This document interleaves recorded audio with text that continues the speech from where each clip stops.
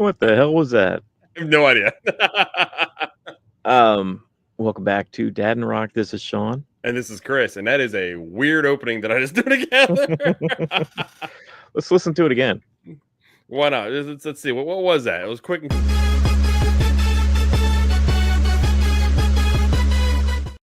It's like, let's go. That was intense. Tonight we're talking about episode 3 of season 2 of The Last of Us, and just whatever else we feel like talking about. Just other things, getting old, having fun, watching movies, or whatever else is is in the ether out there. So if you guys are new to us, hit that like button, hit that subscribe button. If you're watching live, go ahead and drop a comment. Let us know like how old we are, just by the stupid things we say, or how right or wrong we are about The Last of Us when we get to that too. And if you're listening to the podcast, subscribe, rate us, whatever. Yeah. You got to remember all that stuff. We got to figure out what we're doing because we're coming up on episode 100 of the podcast. Oh, that's an important one. 100. And quite frankly, to be real, I didn't think we were ever going to get back to actually doing the audio. I know. So it's pretty cool that we're going to hit that milestone because a lot of podcasts never hit that milestone. What'd you do this week? Anything fun? Zach was invited to a birthday party, which isn't uncommon for our kids. But the uncommon thing was when I got the invite, it's just through a text. It said to Dick's Sporting Goods. Oh, weird. I'm like, I actually messaged back. You said Dick's, right? They're like, yeah. I'm like, okay, well, this is gonna be interesting. Apparently, the one at the mall, one of the malls close to us, a bunch of the the big stores are leaving, kind of like your Sears and all those. So the Dick's Sporting Goods that was there moved from their location to one of the big box store locations. Yeah. Which then opened up a wide variety of things they can do. From batting cages inside to a big AstroTurf field outside where there's batting out there and there's soccer and all that. And it had an actual birthday party set up there for them. So the soccer team got together for essentially a soccer party. Go figure. Yeah.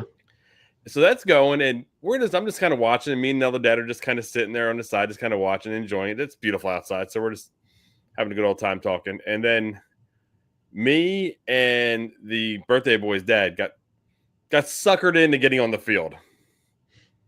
So we're out there, and I'm playing back. My back is still sore. I'm like, I'm not going to put too much effort in this. I don't want to hurt myself. Right.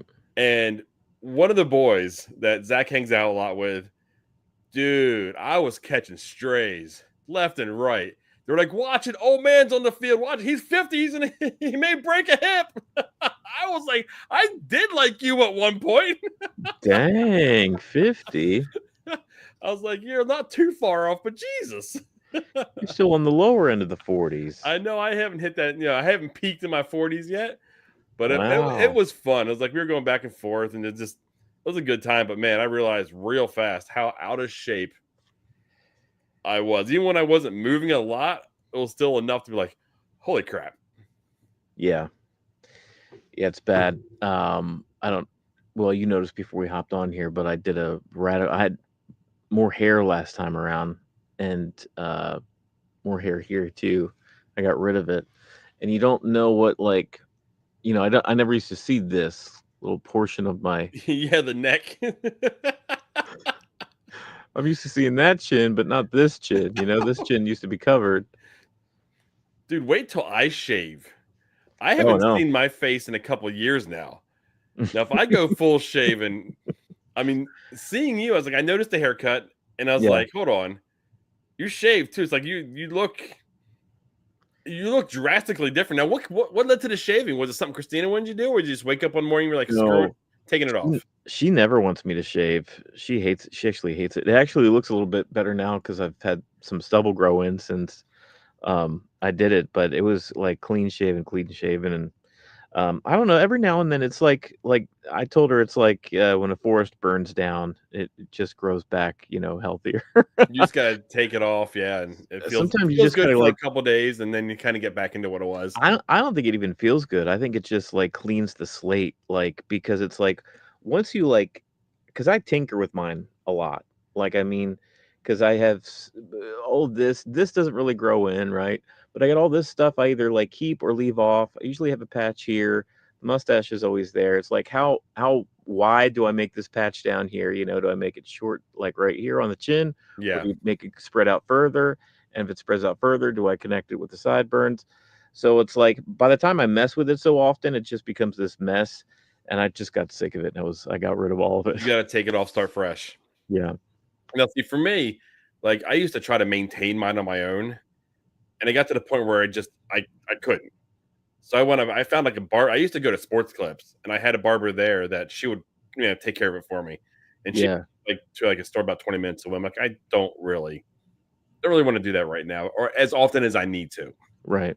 But I found a barber like right up the street where he goes ahead and cuts my hair and he trims the beard. I mean, you know, the whole straight razor thing on my cheeks, under my neck, that works. And it's like I walk in now, and it's like he knows exactly what we're getting. Yeah. Funny thing, he's a big Crew fan too. Oh, wow. What a coincidence. Yeah, we shoot the shit about the Crew, and we talk about that and soccer and sports. Browns fan too. So when we went to Cleveland, he kind of told me where, what I was in for up there. So it's one of those, and he's a younger guy too. Right. So it's not like a lot of these barbers are just older guys that have been in the business for really long. Yeah. He's younger. He's about our age, so it's a really cool experience. But yeah, he trims Nice. it up, he pulls it off my mouth and everything, and we shape it up. And I'm like, I like it a certain length now, because at one point, dude, I had it out to here. I remember. It was long, and it becomes too much. Like I actually had the thought of taking it off because it was just getting to be too much. Yeah. But yeah, I mean, I have to use beard oils. Mhm. I have a conditioner. I've got a shampoo. It's a whole different beard, process to keep it looking nice. Mine was my beard hair would be real dry too, and I have a beard balm, but it was just like my beard would just soak it up. It would still feel like these just dry, crackly, almost like hay or something. Like it didn't feel nice until finally I put straight up like lotion in there. I like put lotion and like combed it through, and then finally it would get soft. But yeah, Oh no, I'm gonna experiment more when it's longer, but right yeah, now it's just all gone. the beard oil. I always thought beard oil, just based on the name, was for your beard, Yeah, as it's for the skin it's underneath. for the skin underneath. Yeah. And actually, I don't even use a shaving cream anymore. I use the beard oil, and then I shave up my upper cheeks and my neck just based on that. But yeah, Yeah. then I've got a leave-in conditioner. At night, I haven't used a whole lot lately, just to try to get the suppleness, the soft. Like you're talking, it can get really rough at times. Yeah. But yeah, it's a lot more work than anybody that ever had one made it look. And the people that make True. it look really good and make it look really easy. They do, yeah. Well, that's beard talk for this week. Join us again next week when we talk about our mustaches and our sideburns. And Until maybe then, Manscaped will go ahead and yeah, we'll sponsor get us. sponsored finally. So, Um, what have you been up to this past week? Anything fun, exciting? well, over the weekend, my daughter had her best friend over for like the entire weekend. Like Oh it was a wow! whole weekend sleepover, like Oh, Friday that's night, great. Saturday night, and I took them both to school Monday morning. Oh Um, geez. yeah, it was a marathon of sleepover, and we went to one of our mutual friends, the Urigs. They had a birthday party for the twins at this gymnastics place that was kind of neat. So just let the girls kind of, because my daughter had her friend with her still, so they were able to just go out there Just and sit down, let them go. yeah, and I was able to, sit there and we had the cake and pizza and it was nice, just kind of a not too much going on weekend, but we got out of the house at least. Yeah, it's always fun to do. I Yeah. mean, we had the crew game. Skylar and I went to that. So I mean, we're always on the move. There's always something. I mean, I feel like a lot of the time for me, it's kind of rinse and repeat. What do we do this weekend? Well, we did this, this, and this. Well, it's the same thing we did last week. Yeah, did you see And then another crew game? yeah, another crew game. Skylar went there with the horn, and between her screaming and I saw pictures of that. blowing the horn, it's making as much noise as she can. So she Did loves she doing get that. wore out? Did she like fall asleep on the way home? She used to. Both her and Zach used to. Yeah. Now, like I'll go ahead and like I'm pretty strict on YouTube time because we've had some issues. Yeah. But if we're going on a trip, I'll go ahead and not open it for him longer. So she just laid in the back and just watched YouTube for the rest of the way home. And typically, like last year or so, or the year before, they would pass out, but they're past that point, I think. Um. Well, very good. Good dad stuff. Oh, one thing else this week. Uh, Verona really got into, I don't know what it just randomly. The other day I'd planned on, I don't know, doing stuff down here, cleaning the basement up a bit, and Verona was like, "Hey, do you want to can we go outside and throw a ball around?" She asked me to play catch. Wow, Yeah. that's So, we have just like a little t-ball baseball. I mean, it got stitches and everything. It feels like a baseball. It's just a little lighter. It's not as heavy as a baseball. okay. Yeah, So we went outside and we don't have gloves or anything, but we were just tossing back and forth in the front yard. And she really wanted a glove. And so today I went out to Academy Sports and picked out a baseball glove for her, and plan on getting it, I guess, oiled up and bound so it, flaps a bit easier because right now that's a bit stiff. you could probably take that. I don't want to say it's for certainty, but I know when we bought Skylar her new glove for the season, Yeah, if you have a Dick's Sporting Goods by you yeah, for I'm not sure what the fit's like $20, they'll break it completely in for you. I mean, they'll oil it up, they'll put it in the machine, they'll break it down, they'll make it it's like it's been a used glove for like no 20 years. kidding. Yeah. Oh, that's good. See, that's good to know. And we had a Dick's like right down the road from us, and now it's a bowling alley. So I have to go and find another one in the city, but that might be worth it instead of trying to Yeah. homemade that I thing. tried doing it myself with Zach's glove back when he played baseball, and it was a no-go. Yeah, What I would say is though, if you find a location, give them a call first to make sure that right. their location does it. Yeah. But I think it's probably one of the common things that they do each location. Oh, that's cool. Yeah, so that surprised me and a heck of a lot of fun. I Just was out thinking of about getting my just out own of left glove. field. Yeah, well, she liked that one show, Win or Lose, where it was about the Pixar show that Yeah. she and I watched, where it was all about a softball team. And I think she's got some other stuff going on at school. Do your kids have gym all year round? Mm, yes, Skylar does. Yes, Zach in middle school does not. Like Yeah, right I now, thought he's in a block when he has it, but he's had right. blocks that he hasn't. I thought that was so weird because didn't we, when we were kids, have gym all year It round? was required 4 Yeah. years. It was like year round in elementary and middle, and it was a required 4 years to graduate high school. Yeah. Now kids like Verona just now, like within the last couple weeks, started gym for the year. She hadn't had gym the rest of the year. And then it's like they wonder why these kids are all like huffing and puffing when they don't, Yeah. they don't Well, do I think North anything. Carolina was only required 1 year to graduate.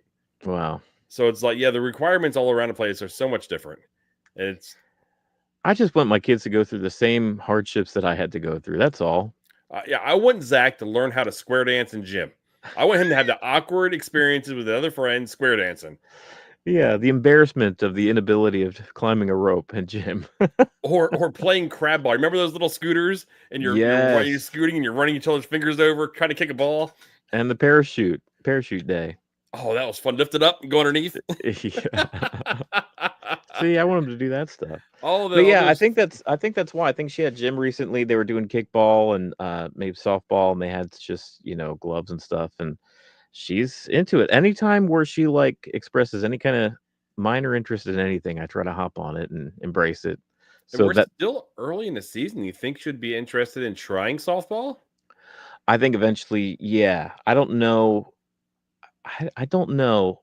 It's I want it's we're almost in May. You think? I don't know. I'll look into it. It may be too late this year, but it's something she has expressed interest in.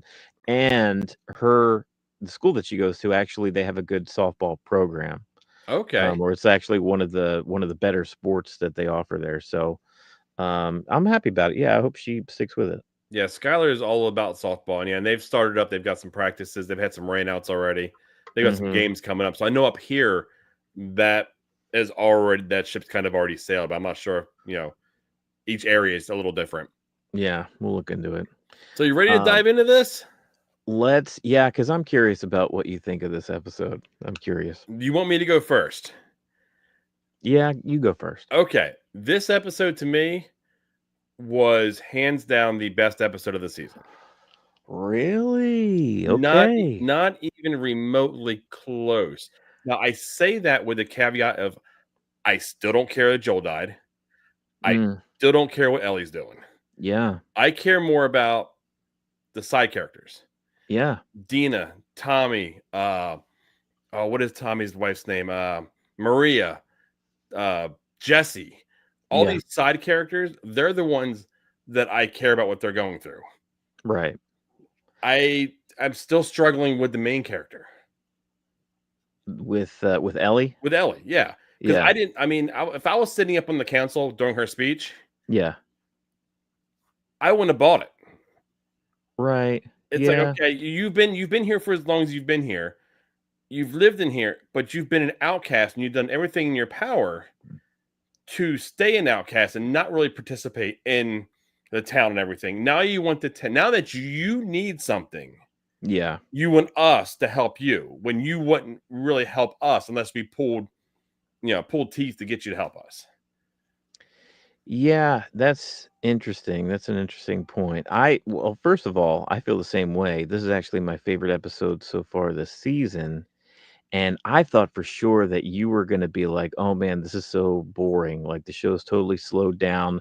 There was, like the only zombie was in the opening shot, and it was a dead zombie, and you don't see another zombie for the entirety of the episode, and we're really starting to get into, the human enemy aspect of this whole thing, and the revenge subplot of Abby v.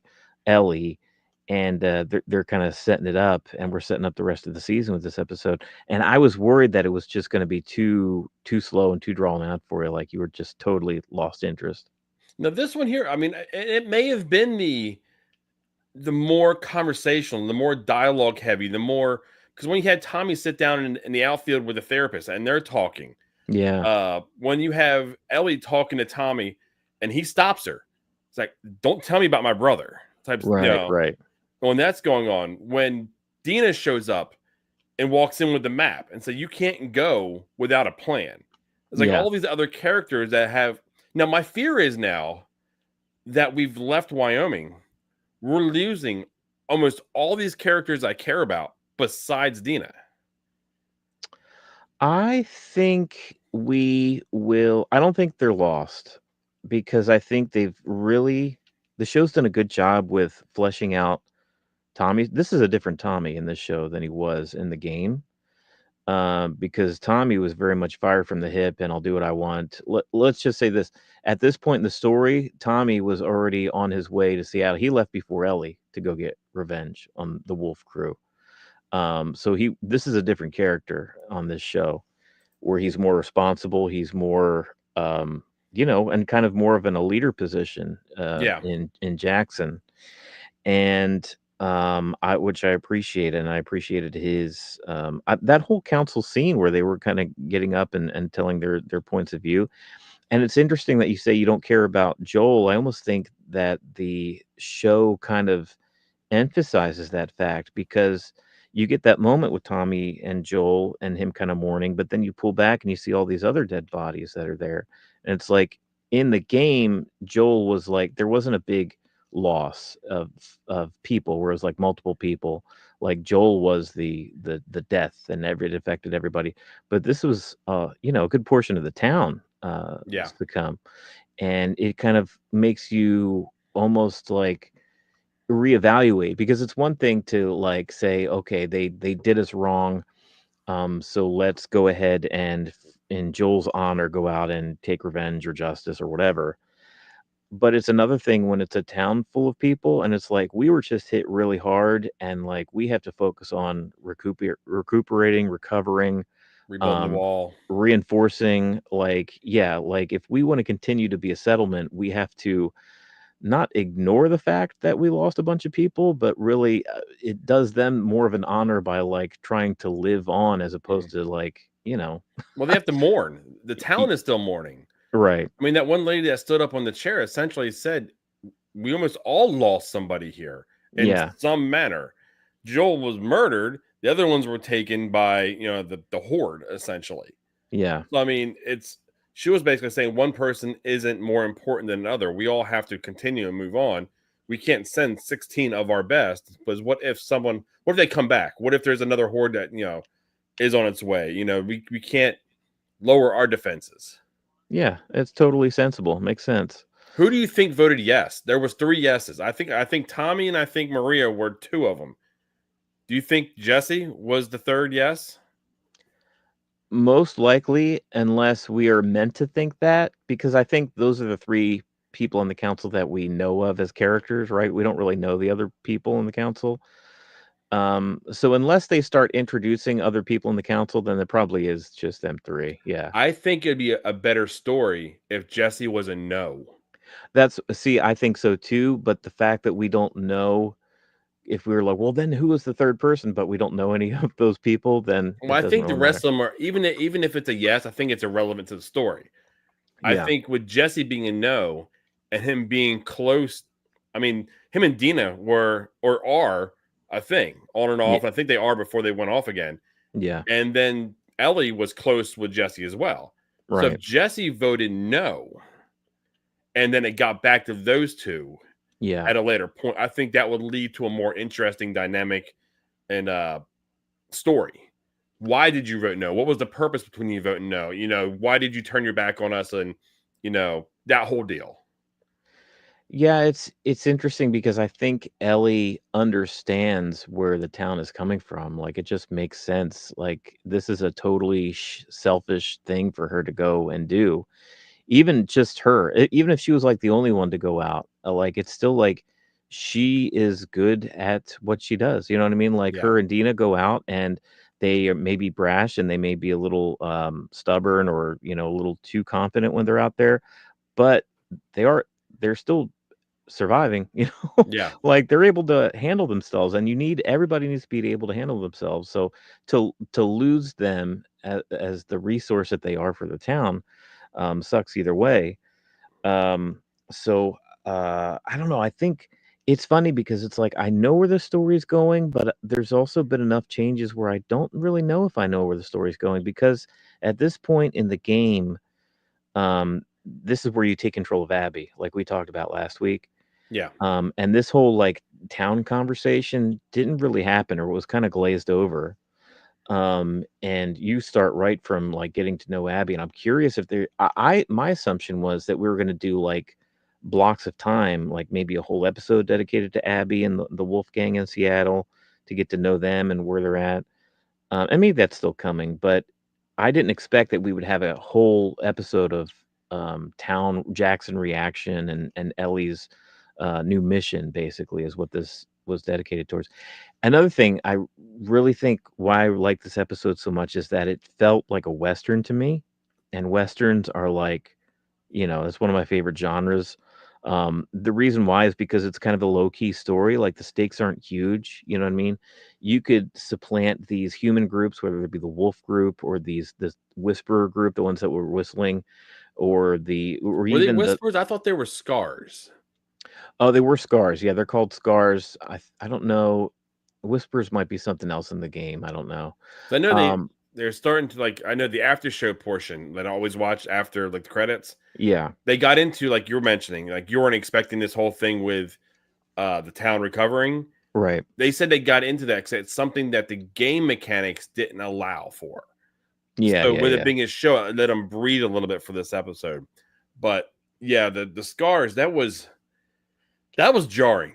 If there was a jarring portion of the show, that was it. With us getting into that once again, they did it to us. Episode 1, season 1, yeah. getting to know Joel's daughter, and they did it to us again with this little girl with her father.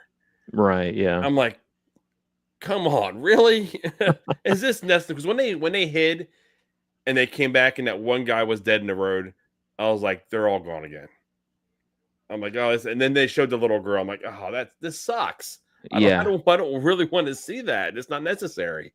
Well, it's funny because, in that small scene, it's kind of endearing, I guess, to get to know as much as you do in those few minutes, this group of, the people that seem to be they only have bows and arrows, Hmm. and they kind of know their way to stay hidden in the woods, and they know when they're being followed and tracked and stuff. Like they're very impressive. Um, and you kind of like you get a small introduction to them, but yeah, it sounds like you kind of care immediately, like, oh, this sucks that this happened to these people. In the game, they're like, I mean, it's you against them. Like when you were in control of Ellie and you're in the woods, like these are formidable foes. Like there's no conversations with these people. They like go after you immediately, like to free you of your sin of living, basically. Like they're a cult, essentially. Wow. Eh, Okay. Yes. I don't know any of the background. The only thing I thought, see, when I seen them, another show that I watched The Wheel of Time. I thought The Way of the Leaf. You know, Yeah, they picked up arms and tried to murder somebody. It was kind of like they were outcast at that point. right. That was my first impression, and that's based on what you just told me. That it was it's completely wrong. That Yeah, they're pretty brutal. It's not about defense. Like they go on the offense. Anything that's outside of their cult that they have going on. So I don't know if that's changing in the show or if maybe they're just giving them more of a, they give us a little bit of a human introduction to get to know them. But that's one of the interesting things about this show is that you get to learn all the kind of different factions, and that's why I liked this episode too is because, like I said, it was reminding me of Western because in a Western, you're riding horseback, right? You've got settlements, you've got farming. You have to like know how to survive and use the land to even just put food in your mouth, right? You've got these interrelationships between these people and the intermingling, and just like having to trust outside groups that's outside of your like hometown or your settlement. You know what I mean? Like yeah. it's the wild frontier all over again, and it's not in the 17 or 1800s. It's in a post-apocalyptic 2025 where there's zombies and we had to basically like push the reset button and now humanity's back at being in the 1800s again. That's I don't know, it's kind of like a post-apocalyptic western, which I when I saw them, I saw the warm tones in this episode, the sunsets and like the fields and the horseback riding. I was like, oh, this is Right. totally a western. Now, did this take place in the game? Like, did was that like travel in the game, or when you took over Abby, did Ellie just kind of show up on the scene? You play as Abby for a while. You get to know her story, and then eventually you get another fade to black where you get caught up with Ellie. But there's not all this stuff with the council. There's not all this, all the conversations basically that took place. It was like basically it kind of went back in time and was like, okay, Ellie left almost immediately after Joel died, which there seems to be a space of time in this game because you see kind of the town recovering. So yeah, they took a little bit more time in the show, which I appreciated. Okay, yeah, because I'm just thinking this trip between her and Dina across, to Seattle, they never once even hinted that they ran into any type of clicker, zombie, anything All right. along the way. It's like that just seems weird to me, knowing that they're out there and there's that many of them, and they were hiding under the snow, right? Under their noses at Jackson. How would they not run into any type of issue on the way? Well, that actually makes more sense to me in the fact that they had this network underground, and we just had this huge battle where there was a crap ton of them that were heading towards Jackson, and there was this big fight. That says to me that maybe that skirmish cleared out the bulk of these, mushroom zombies because they heard the call basically, right? And they started all running towards Jackson. Because that last episode, once they pulled out and they saw the amount of just runners that were heading towards Jackson, they potentially probably came from afar. I mean, they were maybe it cleared out a whole section or a whole area around Jackson. So that's how I think of it anyway. So Is the that attack basically essentially went ahead and made clear passage yeah, for kind of Ellie and Dina. dwindled the numbers of the surrounding area. Okay, I guess I can go along with that. Yeah. But dude, when they actually showed up to Seattle, first of all, the way everything looked from them on the horse going through, you can tell it's not on the volume. I'll put it that way. Oh, right. Yeah. But just seeing Seattle kind of grown over and knocked to pieces, and they're saying like how amazing it looks just based on how big it is, and but then you see one of the characters that was um with Abby. with Abby, you kind of Yeah, keep and look. Then all of a sudden you see basically this essential army that they have.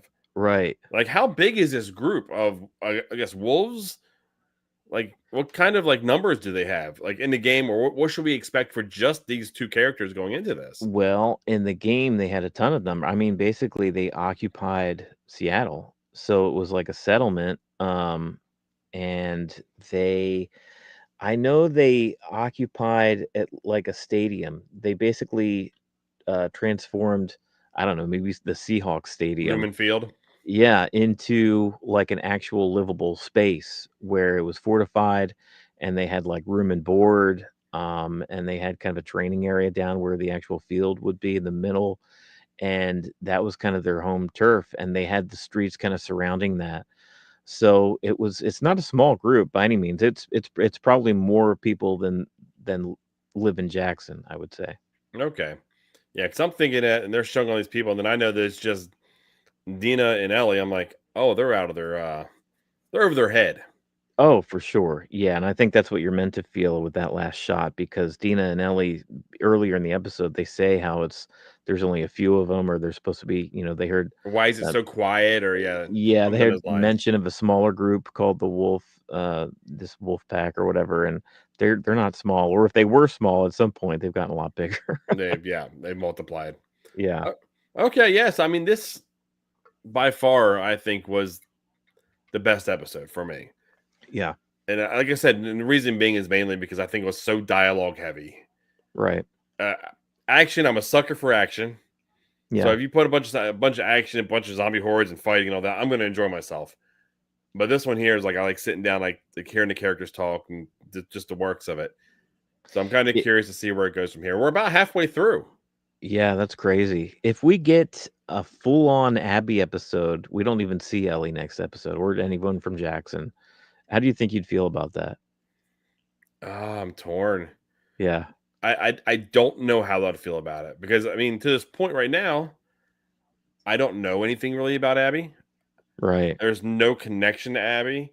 There's nothing that would keep me coming back or Yeah. want me to have any type of like. I know her dad was killed by Joel. Okay, well Joel's dead now.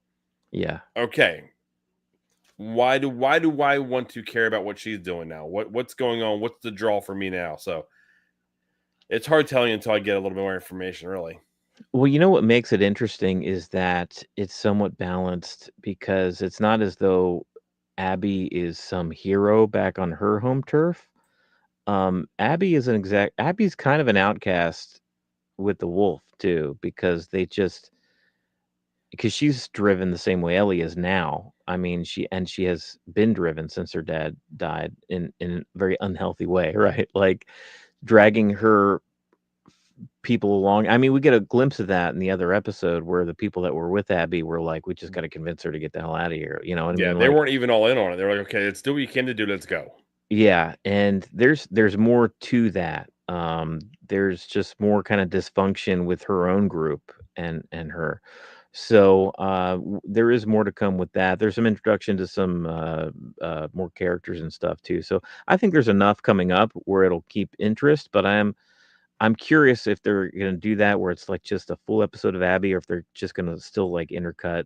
I I mean, think they with have to intercut because yeah, with Dina and Ellie, like they're on site now, like you can't just like, ignore not the see fact them. that they're there. Yeah. Yeah, because I brought this up like on another channel. I went ahead and commented. I was like, I feel like this because we talked about it. Well, no, let's do this. Let's wrap it up. To talk about this episode up. Uh, I'm looking. I think I'm looking forward to next week. That Yeah. wasn't the case week 1 and week 2, so I think it was a success for me in that manner to Right. see exactly where it goes from here. So I would give this one a thumbs up. I think I gave last week a thumbs up as well. But like I said, I was a sucker for action, and that was full of action for me. Yeah.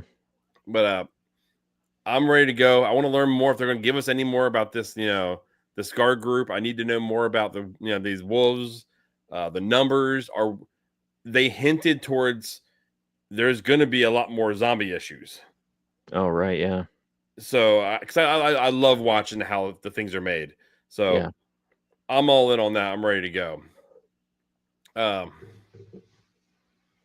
Yeah, me too. Oh, okay. No, no. I was like, I lost my train of thought. What I was going to say beforehand. Yeah. So I'm curious what you think of this, because I went ahead and I even mentioned it here. I think it was last week. I almost feel like they're failing viewers like myself and my wife that have no idea, because if we don't care about these characters at this point, there may be no caring for them for us. Because if this is going to be 2 seasons of game two, we're already lost. Yeah. Now we love season one, but did the reality of them failing us actually happen last season and we just didn't realize it?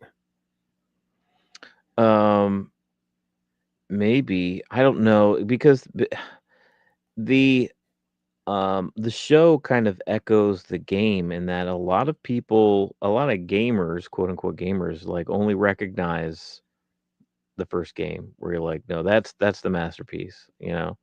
And like as glossy and as like longer and supposedly well written the sequel was, it just didn't click for a lot of people, right?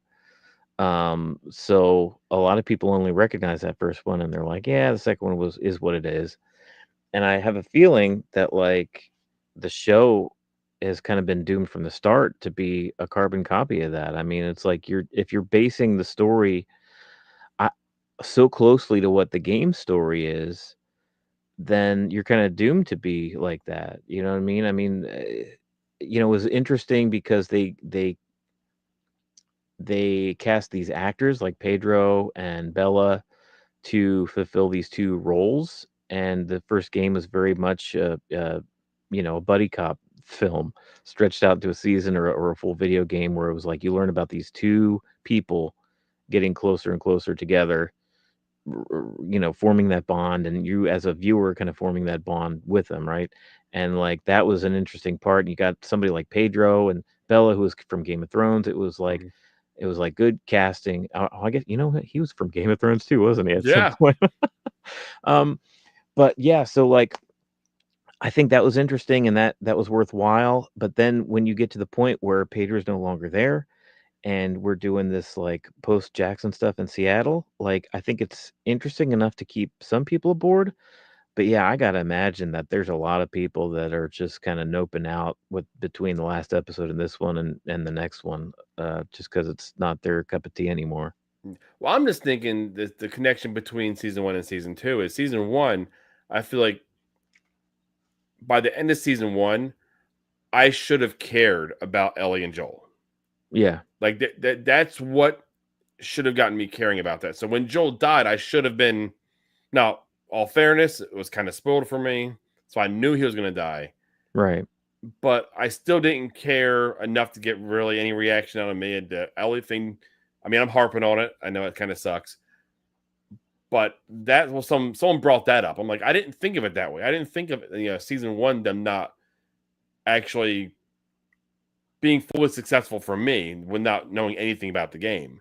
Right. And then now that season two's rolled around, and now we're getting more from Ellie. Joel's gone, and there's no emotional connection. Yeah. That's the only thing I'm just kind of worried. I'm not worried about, wondering, because if was season one really a success story for me, because I didn't care enough for these characters come season two when things actually happened bad to them. That's so hard because I think knowing his fate beforehand is such a I mean, that's a big deal, you know? You can't Yeah. really play that off as though like, well, let me pretend that I know, because that was such a punch to the gut for people that experienced that the first time. That you were either like praising the storytelling and what you were receiving, or you were just so angry about it. And I think because the story is kind of known out there, it's such a weird thing because the Game of Thrones is kind of like that too with the books, because the books, a lot of, or most of the show anyway, the books preceded and the story overall was known as far as plot points, the Red Wedding and stuff. But it's like, I don't know the size of the audience of Game of Thrones versus the size of the audience that read the book. I think that was a big gap, you know what I mean? I think Yeah. the readership of Game of Thrones series versus the viewership of Game of Thrones, the HBO TV show, there was a big difference. It was huge, the viewership, right? Now you take the amount of people that experience the games and know that story versus the viewership of the show, I think that's a closer number, Oh, I honestly. would agree with that. Yeah. And a lot of the people that watch his show know about the game, have played the game. We're in an age where there's millions of copies sold of some of these games. Yeah. And there was a Um, resurgence after the first season too, I think I heard. yeah, and they've even like redone them, rebooted them, like did like graphics updates and stuff. Like I'll say the first, The Last of Us came out on PS3. PS4 had a version of it, and PS5 has a version of it. Like, every time they release a new PlayStation, there's a new version of The Last of Us. It's just because it's one of those games where it's like, it's a classic for There's that such a following. console. Yeah. So yeah, I think it's hard to say what the overall reaction is to this show because I think a lot of people already know the story. So I don't know. It's interesting that, and I don't read reports or anything as far as like what the ratings are or like what Yeah. the kind of the general consensus is on the show. But I know it's been review bombed on Rotten Tomatoes, I Yeah, I think. did see that, but I mean that's not uncommon anymore. Yeah, But okay, I think that's a good spot to kind of wrap this week's episode up on, Last of Us, wrap it because up. we'll go ahead and we'll see what happens, see what they show, going forward. Like I said, I'm interested. My wife, she was kind of like, okay. I mean, she wasn't. We talked a little bit about it this week. Yeah, Prior episode, when it was over, it was done. We didn't I, care. It led to no conversations afterwards, which is never a good thing. If you're yeah. watching it with somebody and it's like, okay, it's over, shut TV off, we're done. I feel like we're riding on a razor's edge week to week, whether or not we're like, oh no, that's pretty good. I'm still on board versus like, oh, I don't know, I'm done. Well, I mean, I guess we'll find out next week. But do you have anything happening this week? Anything you're looking forward to? Anything that's going on special or? Trying to think if there's any movies that are coming out that I want to go see. I don't know. You and I need to talk off stage about our big 100 episode of the Dadnarok podcast because this episode, once it goes up in audio format, it's going to be episode 99. Oh, so essentially it's next week. Yeah, essentially. So you and I need to do something different, or I don't know. We'll talk about it, but that's what's coming up for me. That's a Yeah, big look, deal. let me see. Zach plays a bunch of soccer, plays on a team right now. He's getting ready to bump up to a different actual organization because the organization he plays now only plays 9-on-9 U12. Okay. The next one he goes up to will be U13 11-on-11. So they kind of merge. So he's in a spot now where we asked him, do you want to try out for other teams? Because the next team he goes to, since it merges, he automatically gets a spot. Okay. Now we don't know where the spot will be. All the boys there's multiple teams that are feeding into this actual organization. Right. So I was like, dude, you want to try out for these other teams? If for anything, just the experience. Yeah. You're going to another organization. You don't know the coaches, you don't know the players.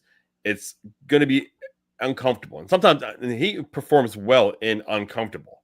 Yeah. So I was like, you know what? You don't have to accept it all. If you get an offer, you don't have to accept it. If you want to stay with Galaxy and move on, with the rest of your team, that's fine. But I was like, I think it's a good thing for him to try. And he accepted the idea. So he's going to go ahead and try out for 2 other teams. So he's going to try out for a total of 3 teams coming here within the next week, 2 weeks. I mean, Wow. it's gonna be crazy. But he's been playing well.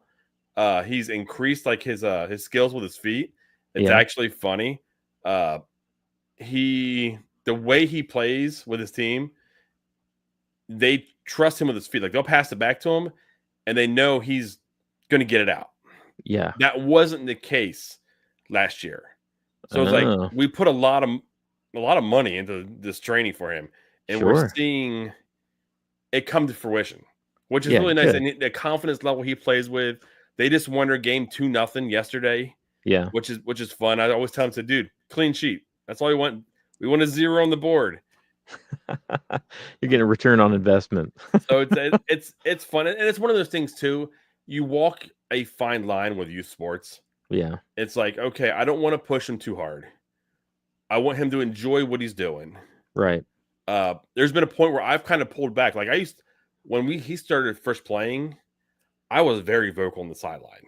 Yeah, And it's like talking to him, trying to encourage him,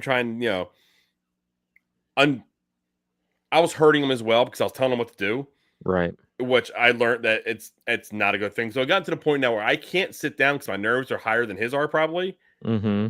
But I've learned to basically shut up unless it's just encouragement. Yeah, And that's a skill by itself. yeah.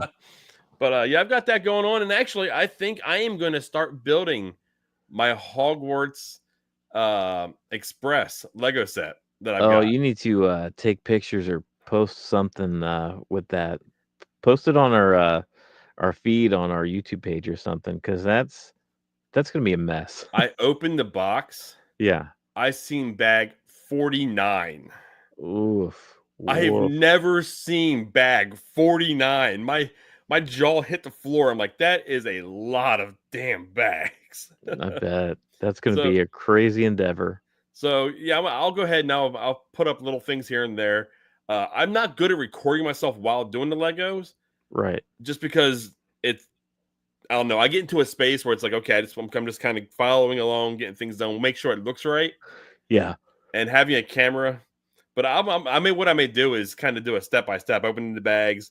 Here's the end of one. Mm-hmm. Kind of bag one, bag two, bag three as I'm going. Kind of Just do it lay that out way. all 49 bags and take a picture. Okay, man. Well, I think that's a best of spot of any to go ahead and wrap this up.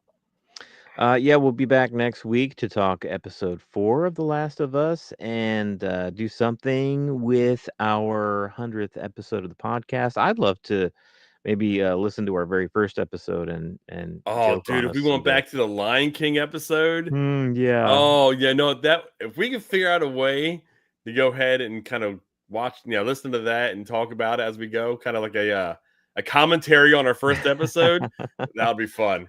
Yeah, a little bit of a look back. Yeah, that might be a fun thing to do.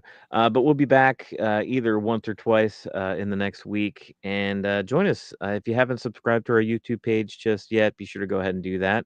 But until then, what do you say? I'm gonna say keep it cheesy. Keep it cheesy.